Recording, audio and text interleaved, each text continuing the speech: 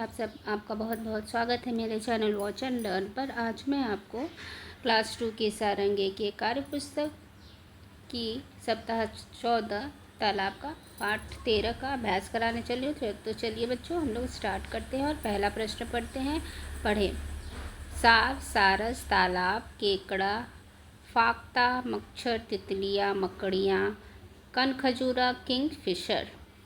इसको बच्चों 3-4 बार आप पढ़ लीजिएगा, जिससे आपको पढ़ने में कोई दिक्कत नहीं आएगी। ठीक है, अब हम लोग आगे देखते हैं कि प्रश्न क्या है। पूर्ण विराम को सही स्थान पर लगाकर लिखें। समा ने शाम ने खाना खाया, समा ने खाना खाया, खड़ी पाई। समा के पापा ने कहानी सुनाई, खड़ी पाई। समा को कहानी सुनकर नींद आ गई, खड़ी पाई। यानी पूर्ण विराम। खड़ी पाई जहाँ जहाँ मैंने बोला है उसका मतलब है पूर्ण विराम। ठीक, अब आगे चलते हैं। समा ने शाम को खाना खाया, देखिए इसी को अब पूरा करके लिखा है पूर्ण विराम। समा के पापा ने कहानी सुनाई, पूर्ण विराम। समा को कहानी सुनकर नींद आ गई, पूर्ण विराम। ठीक है बच्चों, अब आगे प्रश्न को देखते हैं। ग्रिड से जंतुओं और पक्षियों के नाम खोजकर लिखे। देखिए यहाँ पर जंतु के नाम लिखने हैं और यहाँ पर पक्षियों के नाम खोजकर हमें इस ग्रिड में से लिखना है। यहाँ पे देखिए सियार, यहाँ पे सियार लिखेंगे। मैना, मैना। फिर उसके बाद गाय, बैल, गाय, बैल। कबूतर, यहाँ पे हम लोग कबूतर लिखेंगे। उसी प्रकार हम लोग देखिए यहाँ पे छिपकली है, तो ये जंतु का नाम है। तोता, तोता। सुअर अगर है तो जंतुओं के नाम यहाँ पे लिख सकते हैं बच्चों आप लोग। और हम लोग इसमें कोयल ढूंढ सकते हैं, यहाँ पर आप कोयल लिख देंगे। ठीक, समझ गए होंगे। तोता हो गया। फिर हम लोग आगे के प्रश्न का उत्तर देखते हैं। दिए गए शब्दों से प्रश्न बनाकर लिखें। छिपकलियाँ, तालाब, पेड़ हमें लिखना है वाक्य बनाकर। छिपकलियाँ दीवार पर कैसे चलती हैं, प्रश्न बनाकर लिखना है। तालाब में कौन कौन से जानवर रहते हैं, पेड़ पर कौन बैठता है। अब हम लोग दिवसों का प्रश्न देखते हैं। आओ इस पर बातें करें। याद, किनारा, उड़ाकू, सर्दियाँ। सोच कर लिखे, क्या एक है और क्या अनेक। पेड़ एक, पत्ते क्या है, अनेक। एक पेड़ पे ढेर सारे पत्ते होते हैं तो अनेक पत्ते हो जाएंगे। अनार एक, उसके दाने अनेक। कक्षा एक और उसमें बच्चे अनेक। सिर एक और उसमें बाल अनेक। समझ में आ गई होगी बात बच्चों। वाक्यों में क्रिया शब्द पर गोला लगाकर क्रिया शब्दों से नया वाक्य बनाना है। क्रिया शब्द पहले बच्चों आप लोग जान लीजिए कि क्रिया शब्द क्या होता है। क्रिया शब्द मतलब कोई काम का करना।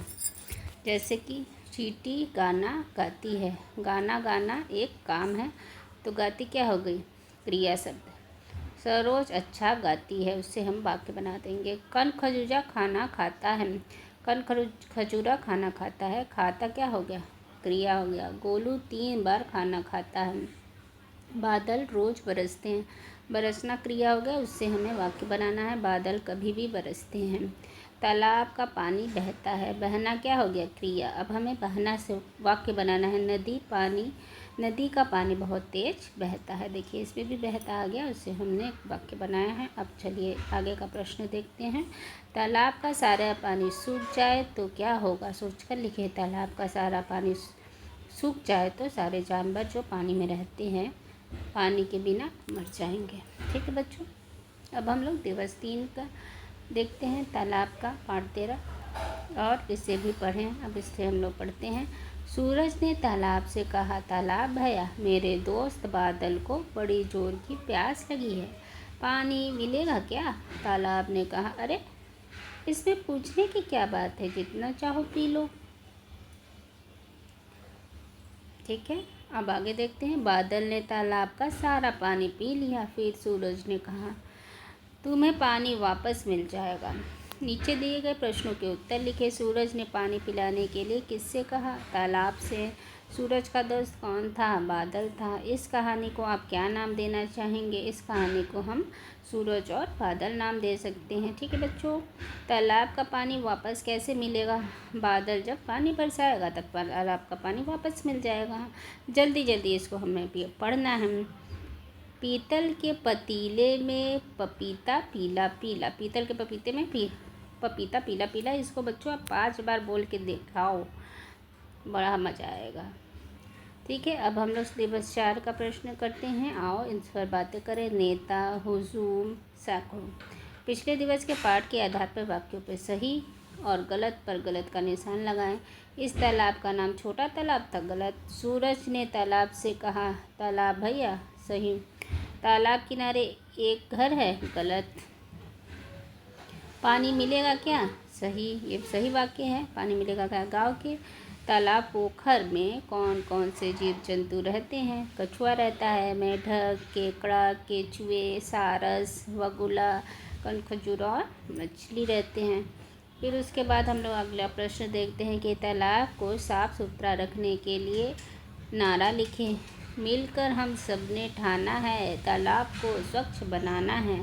तालाब की रक्षा है देश की सुरक्षा। अपने अंदर यह जोश भरो, तालाब को अब साफ करो। अब हम लोग दिवस 5 पर आते हैं। पाठ 13 तालाब के दिवस 5 पे इसे भी पढ़े। प्रयागराज में के संगम में एक सारस मछली की ताक में बैठा था। तभी उसने देखा सैकड़ों पक्षियों का हुजूम उड़कर संगम के किनारे आ बैठा। सारस ने पक्षियों के नेता से पूछा, कहाँ से आए हो? पक्षियों ने के नेता ने कहा, साइबेरिया से। अब हम लोग उससे संबंधित प्रश्न देख लेते हैं बच्चों। सारस संगम में क्या कर रहा था? मछलियों की ताक में बैठा था। सारस ने पक्षियों के नेता से क्या पूछा? कहा, ये कहाँ से आए हो? पक्षियों का हुजूम संगम के किनारे क्यों आया होगा? क्योंकि साइबेरिया में बहुत ठंड पड़ती है, इससे बचने के लिए वो यहाँ आया होगा। हम लोग दिवस 6 मैंने सीख लिया। आप देखते हैं, पढ़े और नीचे दिए गए प्रश्नों के मौखिक उत्तर मौखिक रूप से लिखें। नीलिमा और सुरैया मस्ती करते हुए स्कूल जा रही थी। रास्ते में उन्हें गिलहरी दिखी। गिलहरी अखरोट खा रही थी। सुरैया ने गिलहरी से पूछा, अखरोट कहाँ से मिले? गिलहरी ने कहा, तालाब के किनारे से। नीलिमा किसके साथ स्कूल जा रही थी? सुरैया के साथ। गिलहरी को अखरोट कहाँ से मिले थे? तालाब के किनारे से। नीलिमा और सुरैया, नेक्स्ट क्वेश्चन देखते। तीसरा, नीलिमा और सुरैया मस्ती करते हुए स्कूल क्यों जा रही थी?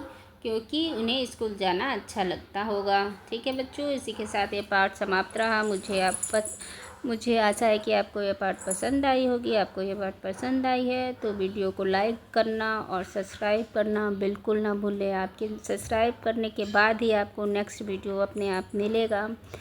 तब तक के लिए बच्चों अपना ख्याल रखिएगा। Bye bye.